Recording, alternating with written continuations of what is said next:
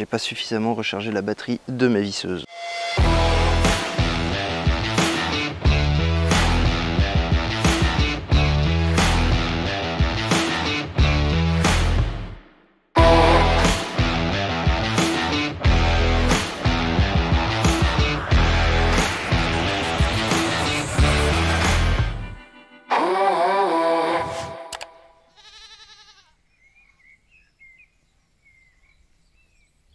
Salut les amis, on est le 5 juin 2023, je suis de retour sur le terrain aujourd'hui. Programme un peu chargé, je vais aller débroussailler tout le bord de la clôture là-bas parce qu'il reste de la ronce. Donc il faut que je fasse ça et je vais aller débroussailler le bas là-bas, je sais pas si tu vois bien, le bas du terrain là-bas. J'ai mis des tournesols et du laurier palme et là il y a vraiment de la ronce qui repousse beaucoup et des fougères, donc je vais foutre un coup de propre à la débroussailleuse. Et dans un deuxième temps, on va s'intéresser, non pas au chalet comme je l'avais dit la dernière fois, mais au potager. Bon, dans l'ensemble, je suis plutôt satisfait parce que je viens arroser en ce moment tous les 2 jours, mais je me suis absenté une semaine entière et ça a tenu le coup. Il y a quelques plants qui tiraient la tronche, je suis content, le fait d'être venu réarroser derrière, ça les a fait vivre. Bon, mon maïs a soif, hein, là, il faut vraiment qu'il pleuve. Normalement, il pleut dans 2 jours, je crois, ici. Là ça va vraiment faire du bien à tout et puis on le voit, le gazon, il y a des endroits qui ça ne pousse pas, principalement là où on a enterré les branches, mais il y a quand même d'autres endroits, notamment dans le fond là-bas, je sais pas si là on voit mais on ira voir tout à l'heure, où ça ne pousse pas de fou, hein. Ça va être galère. Après c'est la zone animaux là-bas donc c'est pas trop dérangeant, mais j'aurais bien aimé quand même qu'il y ait une pâture propre, on verra. Au pire j'ai gardé de la graine, on fera un réassort à l'automne. Voilà, programme chargé, je vais m'occuper de la débroussailleuse, faire ça, et puis on se retrouve après pour parler potager.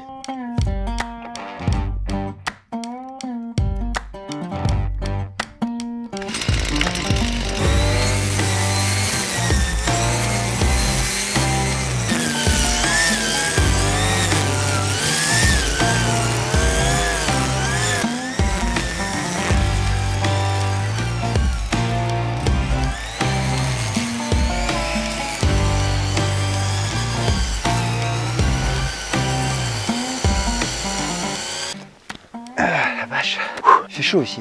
Débroussaillage c'est fait, je suis venu nettoyer un peu propre le long de la clôture des voisins. Il y avait des ronces qui commençaient à vraiment repousser et en plus eux ils ont fait l'effort de nettoyer vraiment propre de leur côté. J'ai aussi débroussaillé toute la colline parce que là l'herbe avait beaucoup poussé. On avait à peu près 30 cm d'herbe je pense. Donc j'ai fait ça et je suis allé en bas au niveau des tournesols pour mettre un coup de propre aussi. J'ai pas enlevé les grandes fougères qui sont sur le côté qui ont bien poussé parce que je veux pouvoir profiter de l'ombre qu'elles amènent pour que la terre s'assèche moins vite à cet endroit là et que mes tournesols soient vraiment dans de bonnes conditions. Maintenant ce que je te propose c'est qu'on fasse un tour du terrain. Je vais te montrer un peu quelques endroits qui sont intéressants, les premières observations aussi qu'on peut faire sur le sol. On va commencer par l'entrée là-haut et je vais vous faire la visite guidée et on va blablater un petit peu. Donc là ça a vraiment bien poussé, j'ai dû débroussailler. Je l'ai fait pour 2 raisons. Pour la première parce que à certains endroits l'herbe était vraiment très haute.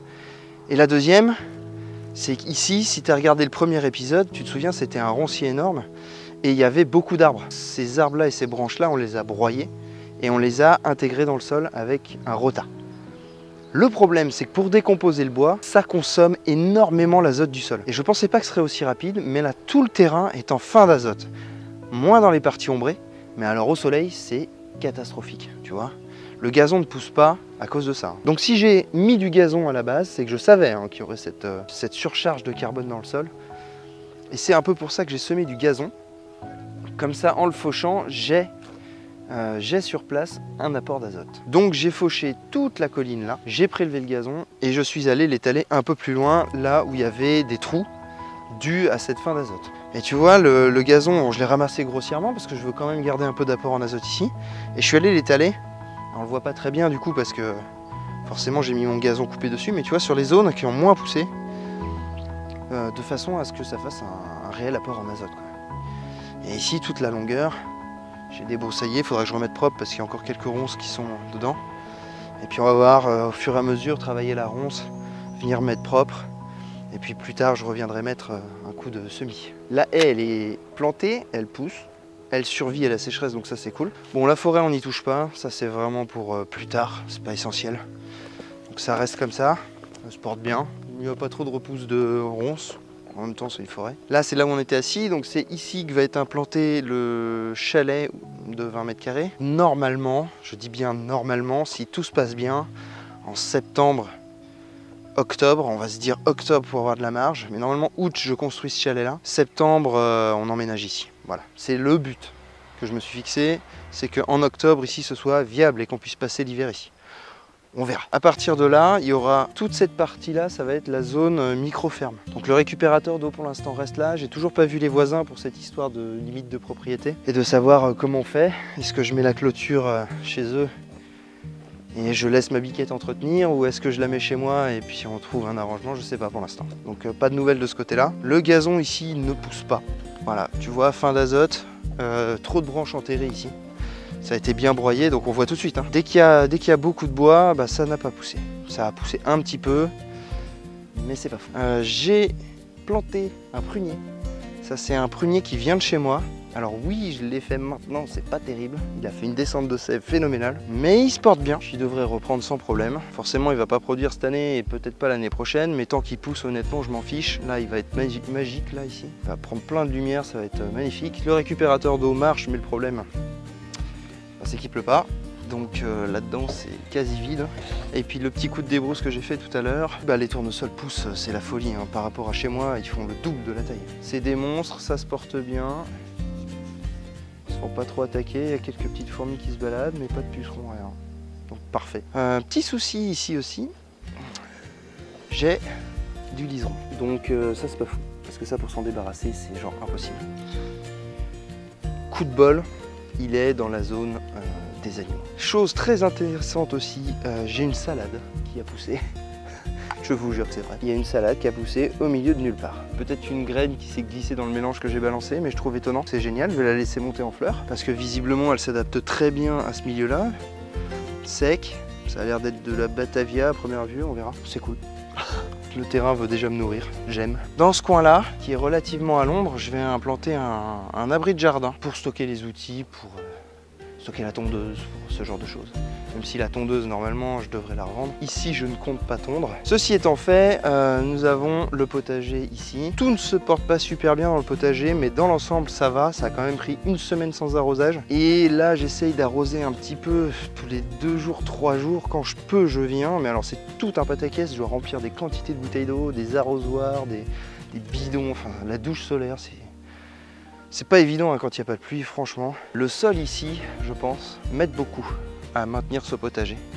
Grâce à sa rétention en eau. Il y a certaines zones, notamment les paillets, je sais que si je soulève le paillage, c'est encore humide en dessous. Alors que j'ai pas arrosé le paillage depuis 2 semaines maintenant. La rétention en eau est top.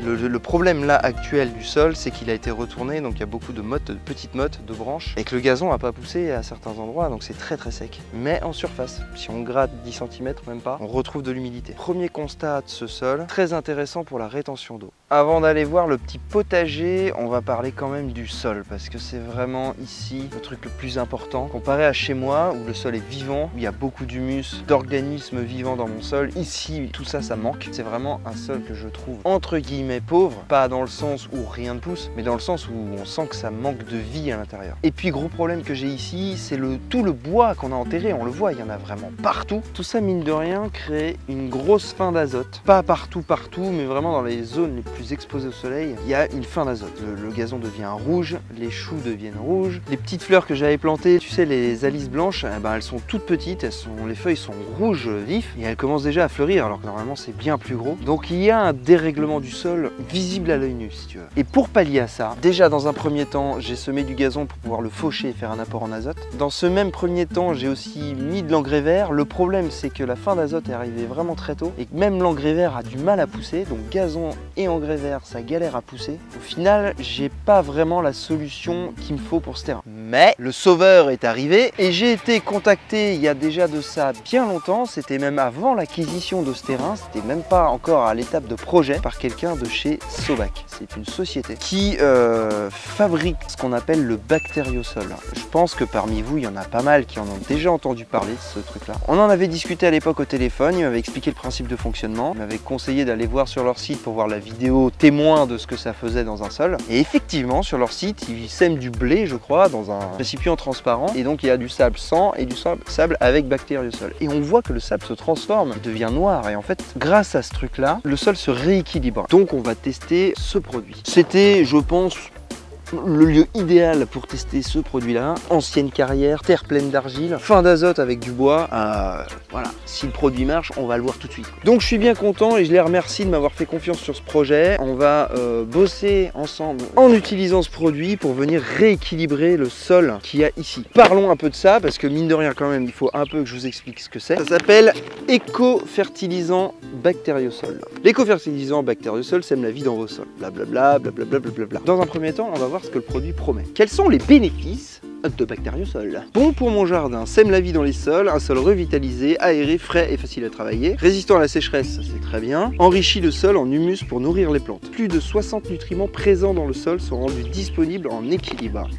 Ça promet aussi moins de maladies. Économie d'arrosage. Et ça, c'est plutôt intéressant pour ici parce que je n'y habite pas encore. Et puis de toute façon, c'est intéressant d'économiser de l'eau. À l'heure d'aujourd'hui, on n'a plus le choix les gars. 30 à 50% d'économie d'eau. Là, c'est quand même une promesse. C'est osé là. Donc on verra. Mais c'est osé. Biodiversité et équilibre naturel au jardin. Comme les forêts à son échelle, un jardin avec l'éco-fertilisant bactériosol stocke du CO2. Donc ça, c'est un geste éco-citoyen. Donc c'est bien, soyons éco-citoyens. Qu'est-ce qu'il y a dans ces granulés? Parce que c'est quand même intéressant. Composition, matière végétale en mélange, coque de cacao, carbonate de calcium, mélasse, argile, sélection de végétaux naturels compostés sur lesquels se sont développés des micro-organismes spontanés, des composts de Marcel Mézy. Alors Marcel Mézy, c'est le gars qui est en haut.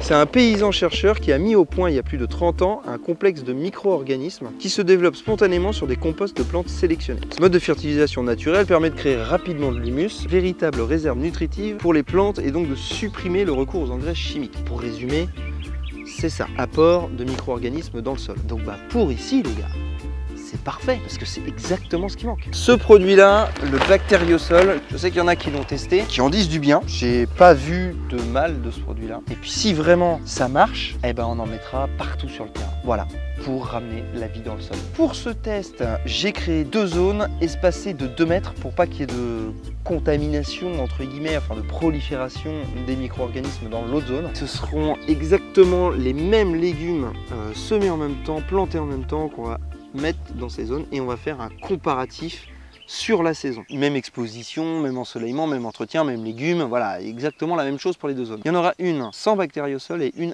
avec bactériosol. On va faire la saison comme ça. À plusieurs moments de la saison, on viendra voir et analyser un peu le sol et qu'est-ce qui s'y passe, quoi. Et puis surtout, à la récolte, on verra bien qui gagne.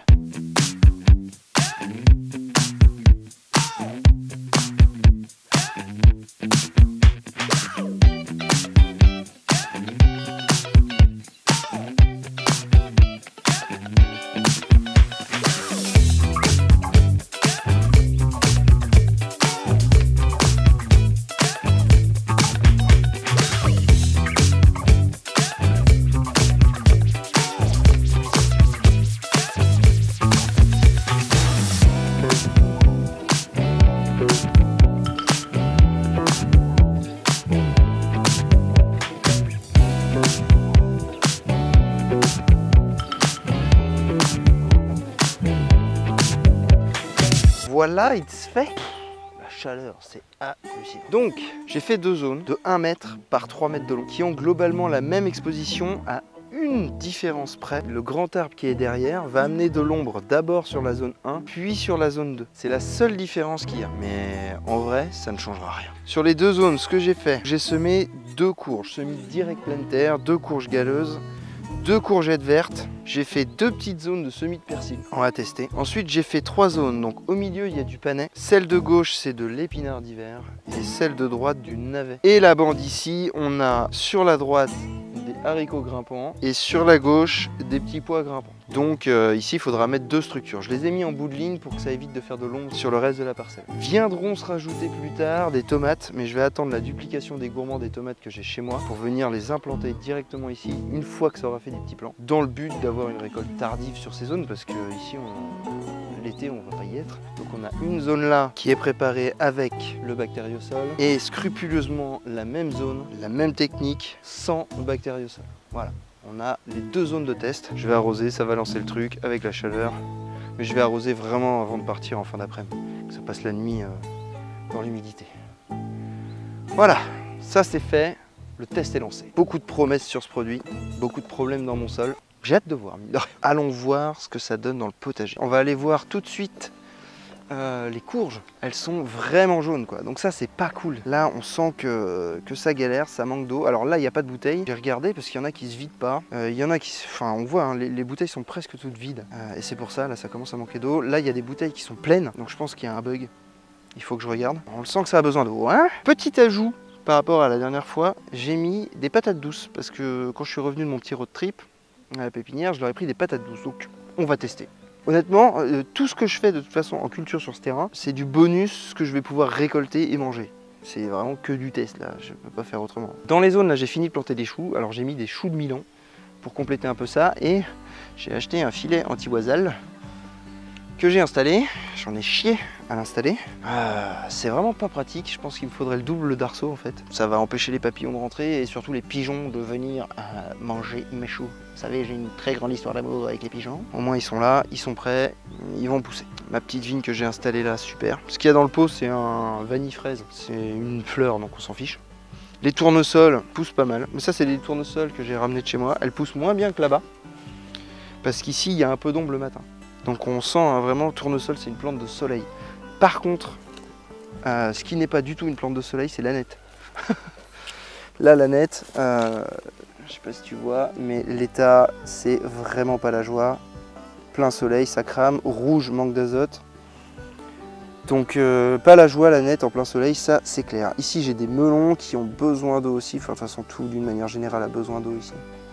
Même si je viens tous les 2 jours pour arroser, c'est compliqué. Les haricots se portent très bien par contre. Alors là, ça pousse nickel. Andiamo la fiesta. Ma petite plante fromage a eu un gros stress hydrique, gros manque d'eau. Du coup, il y a une partie qui a complètement cramé là en haut. Mais elle repart. Ici elle repart, ici elle repart. Donc elle se porte pas mal. Le plant de tomate là, c'est histoire de dire que j'ai planté des tomates. Là j'ai un artichaut que j'ai ramené aussi. Bon, il a perdu 2 feuilles. Je sais pas trop s'il va tenir le choc. Je le laisse là. Au pire, de toute façon, je déplacerai des artichauts de chez moi. J'en ai plein de pieds, donc ça fait... Après j'ai mis des fleurs. Les carottes sont sorties, c'est incroyable. Il y a quelques carottes qui sont sorties là, il y en a là aussi. Les poireaux, il y en a qui sont sortis. Alors pas beaucoup, hein, parce que j'ai pu arroser 2 fois avant de partir une semaine entière. Et ils ont clairement pas aimé. Si le sol sèche, bah, c'est pas terrible. Donc bon, de toute façon, elles sont semées au pire endroit du monde. Le but n'est pas d'avoir une récolte, mais le but est vraiment de tester le terrain. Ça sort un petit peu, on verra bien au fur et à mesure, voilà. Les petits pêchers, ça file tout droit. Les tomates là, ça marche. Il y a juste... tiens, d'ailleurs, pour le système d'arrosage à la bouteille d'eau, voilà pourquoi il ne faut pas prendre des bouteilles fines. Il faut du plastique rigide, honnêtement, Oasis, Coca, désolé, on s'en fout des marques. Mais ce genre de truc là, parce que quand vous avez des bouteilles fines, ça ne résiste pas à la pression. Donc ça donne ce genre de truc là. Alors ça marche quand même, mais c'est vraiment pas terrible. Bon, ça c'est des bouteilles que j'ai chopées gratos, donc voilà, ça permet de tester. Le maïs a soif, il est bien jaune, mais il pousse. Bon, de toute façon on sait, hein, le maïs c'est gourmand en eau, donc je vais bien arroser là. Et qu'est-ce qu'on a encore? On a les betteraves. Toute la ligne de betteraves là, on les voit en rouge. Bah ça galère, hein, il fait sec. Donc ça galère, mais bon, les betteraves poussent. En revanche les navets, qui sont juste à côté, là c'est la cata, hein, complète. Les feuilles sont percées, tachetées, j'ai l'impression que le cœur est mort. Là à mon avis les navets, je vais continuer à les arroser jusqu'à la pluie qui arrive bientôt. Fred là qui est passé tout à l'heure, il m'a dit que ça arrivait que vendredi. Alors du coup je le déteste, hein. Parce que moi je pensais que mercredi c'était bon, tu vois. Bref, s'il faut on repassera. Et puis bah, les tomates avec les bouteilles d'eau, on voit que les bouteilles d'eau ça descend, sauf certaines. Et c'est ça qui est intéressant, tu vois. Quand tu regardes bien, là où c'est sec, on voit que les bouteilles d'eau sont plus vides que là où l'herbe a bien poussé, donc là où c'est plus humide. Donc ce système fonctionne en fait. Quand le sol manque d'eau, ça se vide. Quand ça ne manque pas d'eau, ça reste dans la bouteille. Sur les réseaux genre Insta, etc., les gens n'y croient pas à ce système, mais bon, peu importe. Le mieux, c'est de tester par vous-même. Qui ne tente rien n'a rien. Un petit truc que je vous ai pas montré, le coin des aromatiques, ça pousse bien. Il appelle ça le coin des aromatiques, mais c'est le long des cailloux là. La menthe, impeccable. Ça, de toute façon, j'avais aucun doute là-dessus. La ciboulette, arrive en fin de vie, mais ça c'est normal. Le persil continue sa petite croissance, il va pas tarder à arriver en fleurs. Par contre, là où ça m'étonne le plus, c'est que les salades ont survécu et poussent très bien. Alors c'est de la reine de mai, je pense que c'est pour ça. On sent qu'elles sont sèches, c'est pas gorgé d'eau, mais elles poussent. C'est fou, elles poussent quoi. Alors que je m'attendais pas avec le manque d'eau ici et les racines de salade ça va peu profond, je m'attendais pas à ce que ça pousse aussi bien. Mais ça pousse. Les sauges se sont implantées, la verveine citron s'est bien implantée, on le voit là, c'est bon, elle est partie. La verveine menthe par contre, elle galère vraiment quoi. Là c'est la seule qui galère vraiment. Bon bref, c'est comme ça. Pour le potager, on peut pas dire grand chose de plus. Hein.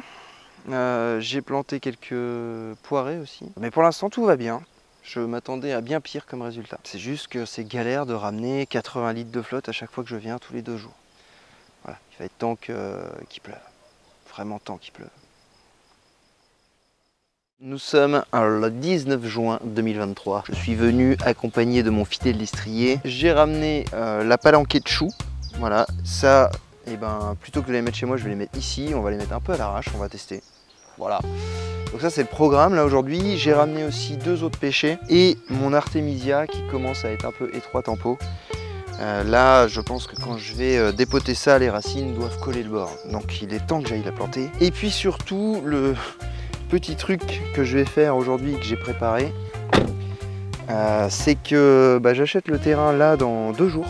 Quoi de plus symbolique que de venir installer la boîte aux lettres. Donc j'ai préparé des cales, des machins, des trucs, on va faire ça tous les deux. Le but du jeu, alors j'ai pas acheté un pied parce que le pied métallique pour mettre une boîte aux lettres c'est 40 balles.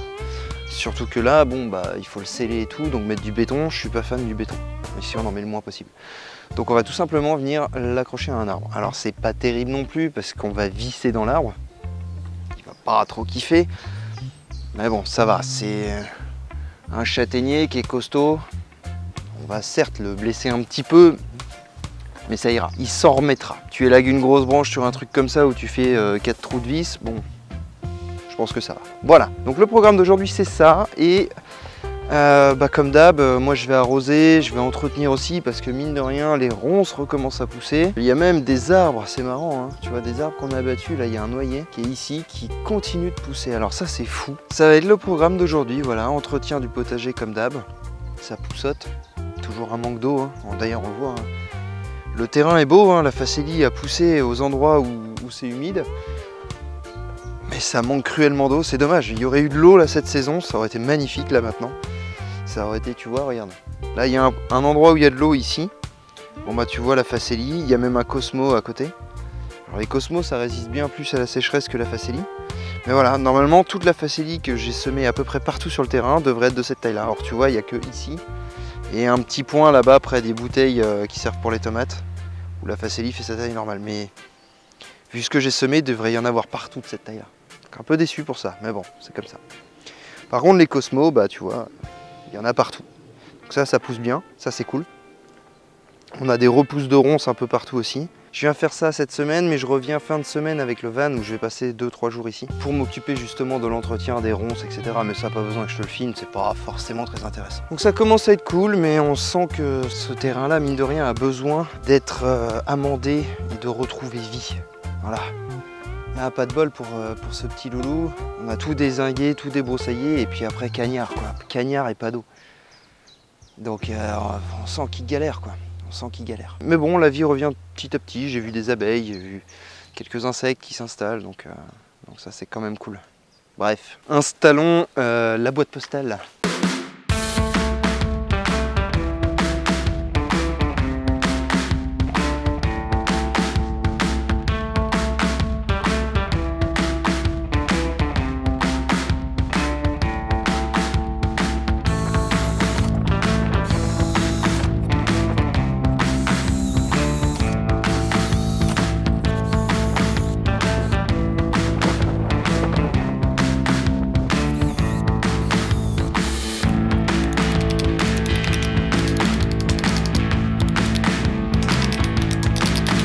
Bon, voilà, les aléas du métier.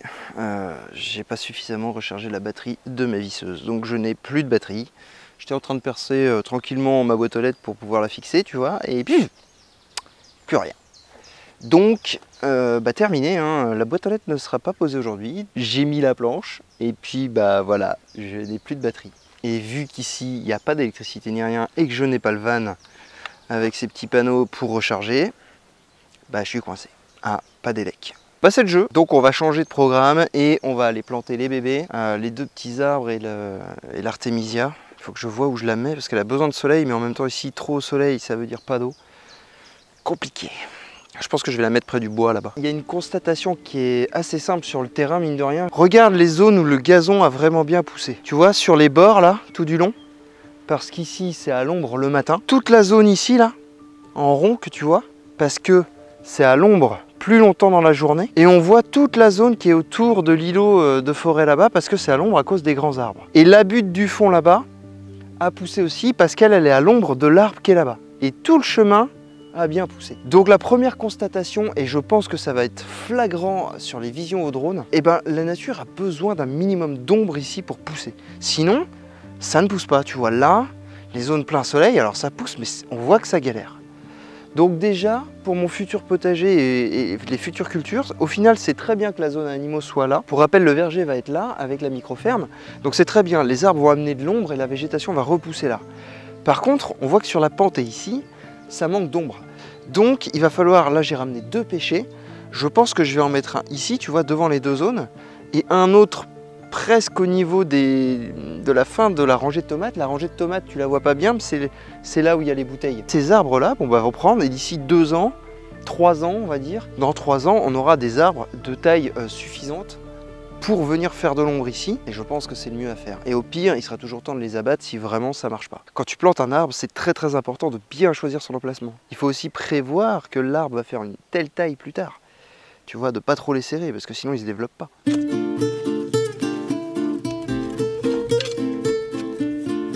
Tiens, faut que je te montre un truc au passage. Regarde la terre, elle est humide dans le fond. Et il y a de la vie. Donc ça c'est une bonne nouvelle, je suis content là. Il y a de la vie quand même dans cette terre. On va pouvoir en faire quelque chose.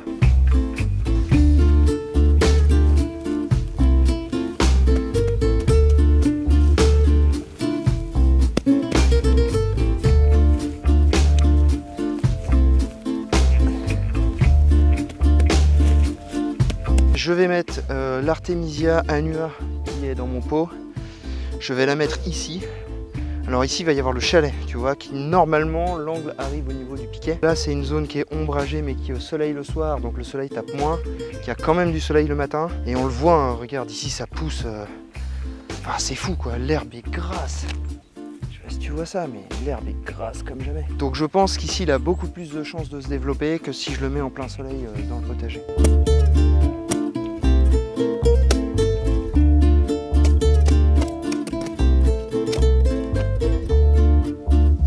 C'est ça qui est génial ici, c'est qu'il y a plusieurs différences de terre. Il y a celle qui est là, elle est beaucoup plus foncée, noire, que là-bas où elle est très beige. Derrière le bois, c'est encore pire, elle est vraiment noire, comme chez moi, quoi. Les arbres ont vraiment un rôle très important sur la qualité du sol. Il n'y a pas, là je le constate. En vrai, il faudrait que j'habite ici là, pour pouvoir faire des tests, tu vois. Faire les tests de sol, tout ça. Là, je viens que en petit coup de vent et à chaque fois, c'est toujours la même frustration, quoi. Je fais les trucs que j'ai à faire, puis je m'en vais, puis je reviens, j'arrose, puis je m'en vais. Je prends pas le temps de faire autre chose, de tester vraiment le terrain, etc. Ça viendra, mais il me tarde. Il me tarde de le faire, là.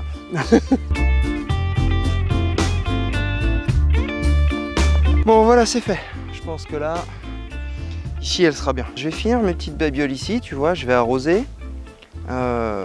C'est d'ailleurs tout ce que j'ai à faire du coup vu que j'ai plus de visseuse et puis voilà, on se donne rendez-vous fin du mois prochain pour ce projet de fou de tendre vers l'autonomie.